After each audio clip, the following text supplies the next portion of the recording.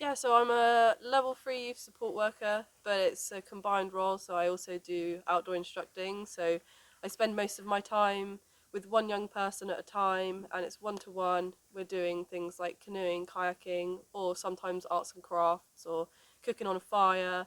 And really, it's to help empower them to like go and do what they want. Most of the kids I work with have difficulties engaging with school, so it's about empowering them to either go back to school or find something that they are interested in doing. Yeah, so I came straight out of uni and I was like really lost and I had no idea what I was doing. I didn't really feel very pleased with the course I'd chosen.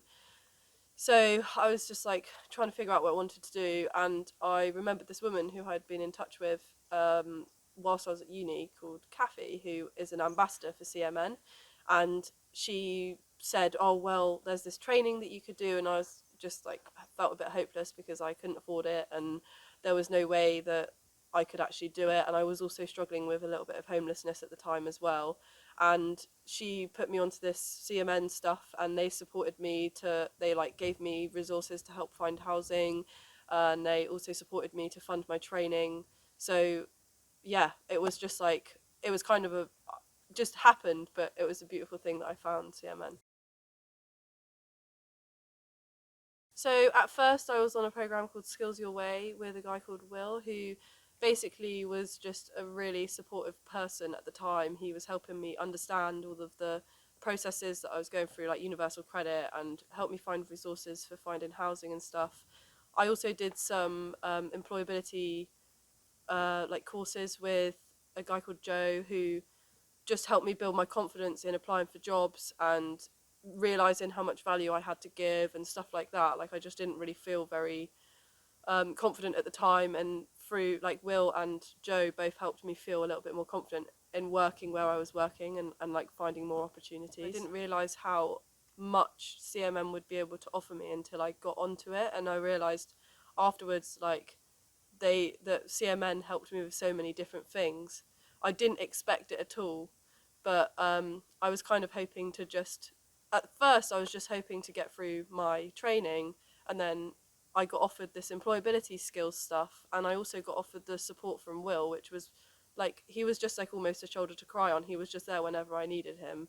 So it was more than I actually expected, and I never intended to get that much out of it. The employer-led skills program helped me fund my climbing wall instructor training, my paddle sport instructor training, my mountain bike leader training, and then also my powerboat level 2 training.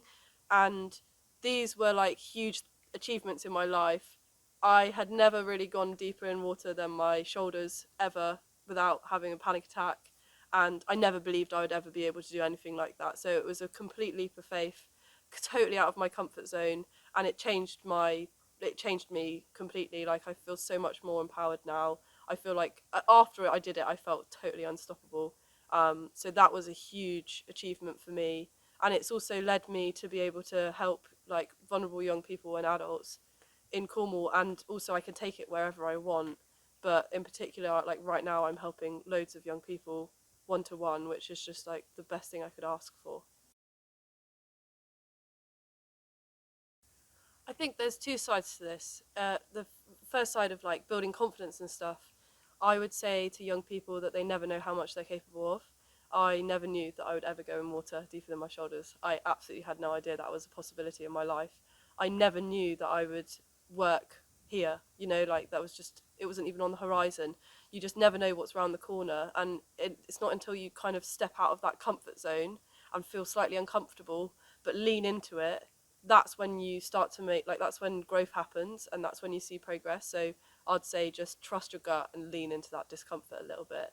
And then on the other side, talking to people who are thinking about applying for apprenticeships, I was kind of like shimmied into this formal route of going to uni, and nobody in my family had really done it before, and so everybody encouraged me to go. And then it wasn't until afterwards I was like, do you know what, I wish I had kind of just done something a little bit different and done an apprenticeship, because that's where I found my feet. I found my feet working with people, doing the stuff I wanted to do and doing the training at the same time. So I would say, you know, like listen to advice, but also follow your heart, like go with what you believe is the right option for you, and don't rush into anything because life is longer than it feels like. 100%.